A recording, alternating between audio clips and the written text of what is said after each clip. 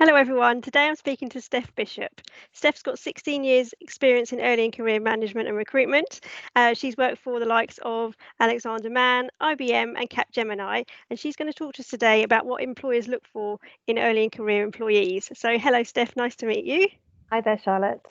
Thanks for meeting with us today. I wonder if you can start by introducing yourself a little bit, and then we'll perhaps go into the fact that, career fairs, or what would have been a career fair, likely to be virtual career fairs now, are going to be starting to kick off. Then we're going to go into recruitment and assessment season. So some hints and tips around what employers are really looking for. So, okay, start by introducing yourself first. Okay, so I started my career at IBM and I had various different roles within HR. My final role there was I was head of the university campus team, and that's when I fell in love with early careers recruitment. And I left there to join Alexander Mann Solutions, where I was a client service manager. So I was managing graduate recruitment for multiple clients, mainly in the digital sector. And I was there for 7 years. I also did 2 years when the last economic downturn happened in 2009. I was on maternity leave, came back, and I'd lost a lot of my clients. So I set up a redeployment and outplacement business within AMS. That was quite interesting.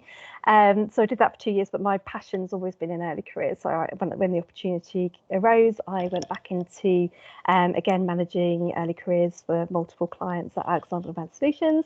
And then in 2015, I left AMS to join Capgemini, where I was head of early careers. So I was managing both the recruitment and also the development programs for Capgemini. And I left earlier this year, just before the pandemic started, to set up my own business, which probably is never advisable to set up a business during a pandemic, but actually it's been really good. And I've really enjoyed it. And I have managed to work with a couple of clients to help them set up apprenticeship programs and also to help them with their diversity and inclusion programs. So yeah, it's an interesting time for everybody. And yeah, really pleased to be here today and hopefully help some graduates and maybe potential apprentices with their journey over the next few months. Great, well, thank you. Well, in the next couple of weeks, months, we're going to kick off the virtual career fairs, and that's mostly aimed at interns and graduates at this stage. What advice would you give to those attending the virtual sessions to get the most out of them and to put their best selves in front of the customers, or the companies at this time? Yeah, I think it is gonna be weird, right? So usually careers fairs, and they're in a big hall where employers have lots of stands, and you go and have informal conversations with potential employers. And I think the time is going to be limited because employers are going to need to speak to so many people. I think that I guess that there might be limited time where you get to speak to an employer. So you have to be really organised and have a set of questions that you want answered. That's then those answers are going to then lead to an informed decision as to whether you want to go on and apply to that organisation. So I think you just need to make sure you're really clear on what's important to you. You know, is it the culture of the organisation, their values? Is it what they do as a business? Is it about the people and what they like? Is it about the development programme? Or was it all of those things? And you just need to be really clear that you get the answers that you need, so that at the end of it, after you've met lots of different employers, you really know which company is best aligned to what you want to achieve with your career.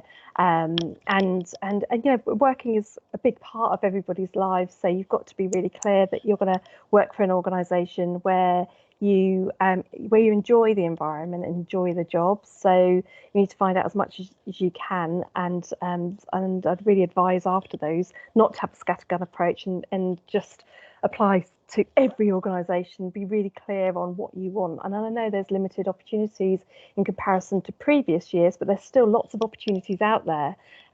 So yeah, but that you just need to be really clear on what it is you want to ensure that you get what you want, and don't, because of the situation, just take any job offer.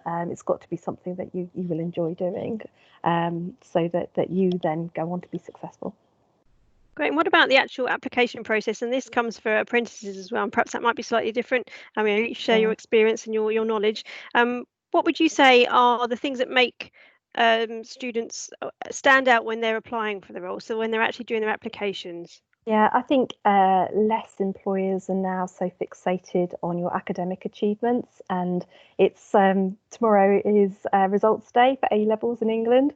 So if you don't get the grades that you are after, don't be too disheartened, because I think many organisations are looking for potential now. There's been lots of studies around academics. Success isn't actually a good indicator of future success in an organisation. So many organisations aren't even looking at academics now. They're looking at what potential, what strengths you have that are going to be, and are they right for the role in the company that you're applying to. So I think if you're going to apply for a job, if you made sure that your strengths align to what they're looking for, is just to be really authentic in your application. So don't try and be someone you're not.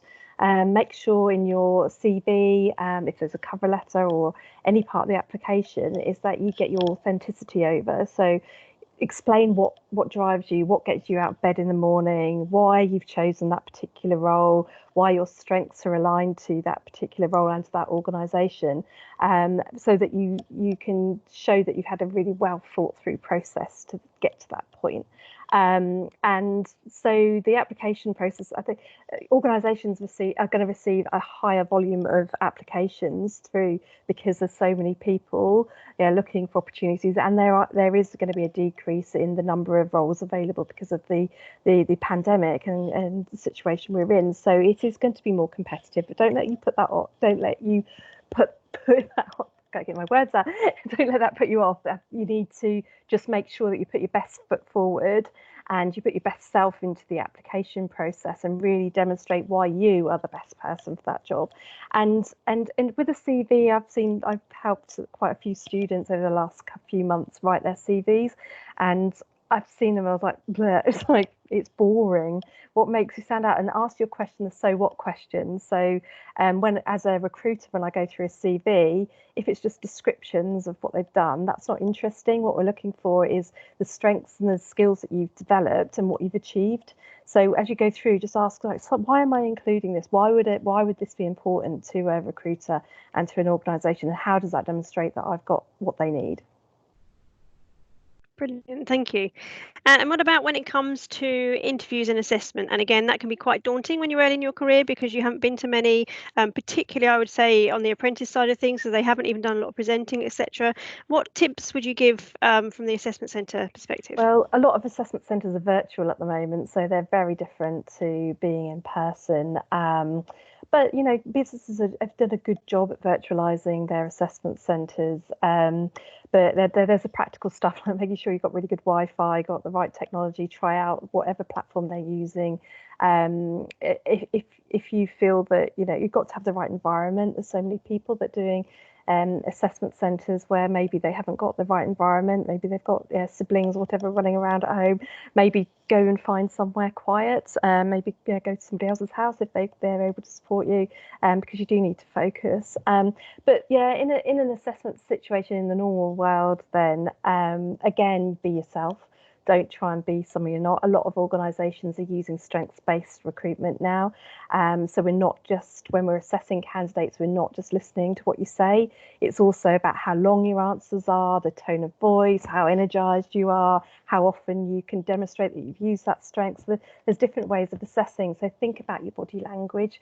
Think about having quite detailed answers, but not waffling on too long, and be really structured in the way you respond to interview questions as well. So there's a thing called the STAR technique. Google it. It's a really good way of structuring responses. So have a think about when you're doing your preparation, have a look at the job description, look at the key strengths or skills and experience that they want, and then structure some questions that you think you're probably going to get asked, and then structure some responses into those questions so that you are really organised and really prepared for that. And then that's the interview, but then you're likely to have some kind of group exercise as well. And my advice always is to get involved, because if you don't and you just sit back, then the assessor's not going to be able to do anything but mark you down for that. So it's really important to get involved with the group exercise and And that's not being necessarily a leader and leading the way. It's actually can be somebody that engages other people in the group exercises, or somebody who listens really well and maybe takes in those different points of views and helps problem solve. So you don't always need to be the extroverts in those scenarios. Quite often employers are looking about how you work with other people. Brilliant, thank you. And what about once they actually get into a role and they start their program, whether it be apprentice, intern, or graduate? What do you think are some good steps to, start you on the right road? And particularly, there's quite often quite a lot of difficulty, the whole campus to corporate transition. Is there any hints and tips for that? And also how then to accelerate your career after that? Yeah, I think don't expect to set the world on fire from day one. And so we see quite a lot of graduates and apprentices come in all fired up with full of ideas and how they're going to change the world, and get into the business and start to understand why things that are the way they are. And absolutely looking for innovation and change, but not on day one. You need to get in and understand your business. So before you can start suggesting changes and things like that. I think networking is super important, even before you've applied to an organisation. If you're interested in applying to an organisation, then find people that work there, because they're the best people that can help you to understand what that organisation is like, and probably give you some good little snippets and things you can throw into your interview responses. But when you actually join the organisation, find as many people as you can. And you quite often, in the organisations I've worked with, people are really open to that and want to help new joiners, because they're in their shoes once upon a time, and get a buddy, get a mentor if you haven't been given one, and ask them to help you navigate your way around organisations. Large organisations are usually complex, so trying to understand the organisation and where you fit in is one of the first things that you should probably do. But you need to be confident, and get involved in any activities you can. So if there's any extracurricular activities that you're interested in, or if there's any focus groups internally. And my other big piece of advice is never say no. So if you get presented with an opportunity, just take it up, unless it's obviously something you really don't want to do and is misaligned with your values or whatever. But I've never, I just thoroughly recommend just taking on any new opportunity, because it's a great chance to develop yourself and learn new things. Great. Well, thank you for that. Is there any other advice or tips that you'd give in general? I think it's an interesting time at the moment with the students who are finishing their A levels or equivalent, and those that were thinking of going to university. The university comes with a huge cost. The average debt is about £55,000 after university, and you see people never paying back their student loans. So really carefully consider if university is the right path for you. There are some amazing apprenticeship programs out there, and if you want to go to university still, there's degree apprenticeship programs, so an employer will pay for your degree course. It is quite hard work because you have to balance studying alongside your day job, but at Capgemini we had an amazing program and saw fantastic results, life-changing results. So you do get that social aspect as well with a lot of employers, where you might have periods of chunks actually on campus in the ordinary world, and you get an NUS card and things like that. So it's not necessary. You get the kind of best of both worlds. You get salary, and you get and you get your degree. We at Capgemini there were people who could afford to buy their own cars. They had mortgages, and you wouldn't do that, I don't think, if you were going to university. And actually, the salaries after that degree, they were much higher salaries than graduates who are joining straight from university. So yeah, I'm a big advocate of apprenticeships, and I think that they should be seen as a viable alternative to university. Definitely, I couldn't agree more with you. It's it's definitely what I would advise these days. I think I have two children, and it's not about me having the debt, but I think that the blended learning approach is much better, because you're able to apply your learning whilst you're in a role, in a practical way. Practical way. And you see so many people going to university and studying things that don't then lead naturally into a career in that area. So that's like potentially, I know you develop like transferable skills and things like that, but when you leave college, you may not necessarily know what you want to do as a career. So it's a big risk investing, that £27,000 or whatever in something you're not quite sure that's what you want to do. So why not get an employer to pay for your degree? There's no brainer for me. Me too. Not that we're biased or anything. So if you do want to go to university, do go. Yeah, but and there's also some benefits of going to university. And I think one of those was university life and the life skills it teaches you. But if universities aren't able to offer that at the moment, then is it really worth that cost and your time, or are there other things that you considered doing? Yeah, it's worth considering. Brilliant. Well, thank you so much for your time. I really appreciate it. I'm sure it will be really helpful to everyone who's making those decisions at the moment. So thank you ever so much. Thank you very much. Speak to you soon.